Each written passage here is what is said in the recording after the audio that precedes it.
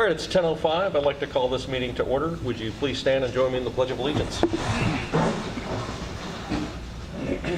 pledge allegiance to the flag of the United States of America and to the republic for which it stands, one nation, under God, indivisible, with liberty and justice for all.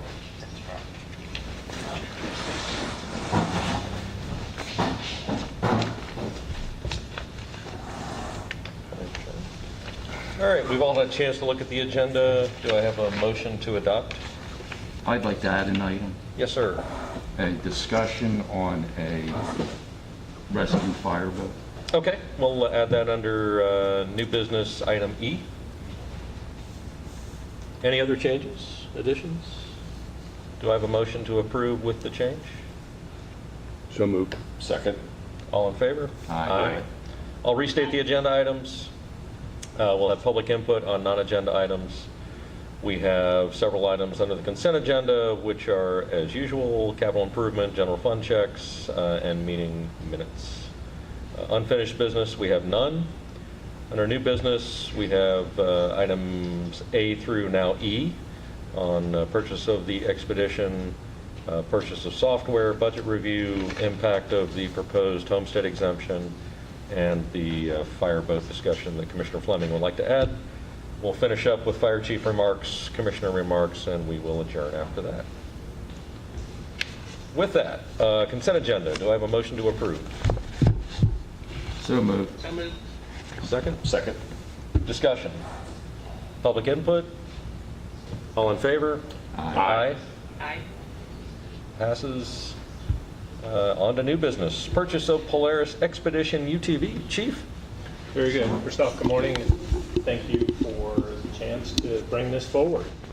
So a little bit of background on this purchase. If you remember back in 2021, we had purchased the MedStat ambulance UTV. A year later, we lost that in the hurricane. We received insurance funds to replace that, but we have been holding off. If you refer back to some of our conversations on the new fire station, it provides us the spot where this is going to live. So now is the time to get this ordered. It is a budgeted item for the current year.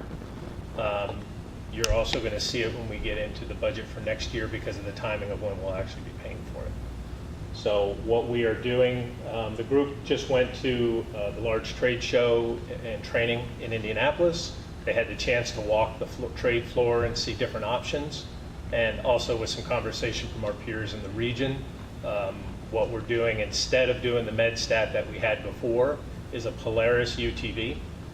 The model of it's called Expedition, and it's basically an air-conditioned UTV for when we're doing those 8-hour standbys in the middle of summertime.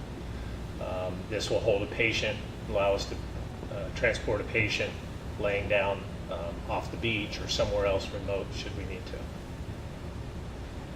So I will, up on the screen, you can't see it real well, but that's kind of what it looks like. It almost looks like a little SUV vehicle.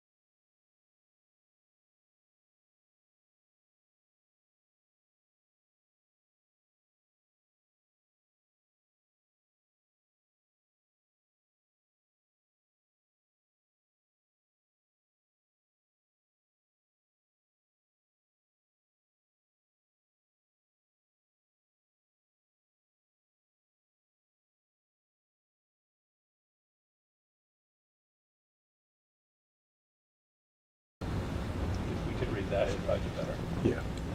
All right, would you like to restate that, Commissioner Fleming? Right there at the bottom. I recommend a motion, or I am making a motion to purchase one 2026 Polaris UTV EMS response vehicle from Alpha Logistics Group for a total of $58,939 and to approve an allowance of up to 5% for incidental costs. Thank you, sir. Thank you. Second from Commissioner Nickel? Yes. Still stands, thank you. Discussion? Question? The only question, I have a quick question. Yes, On ma'am. the invoice, our packet, it has 61,000, and we're getting it for 58. The difference? What page are you on? Page 3 of 3 of the quote for the Polaris?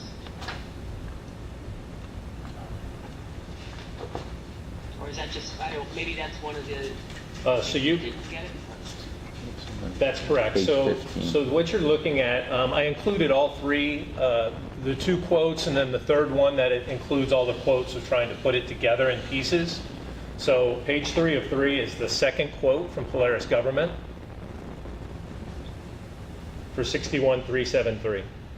The quote that we're actually asking you to go with is the first one for Alpha, which starts on page right behind the spreadsheet that I provided.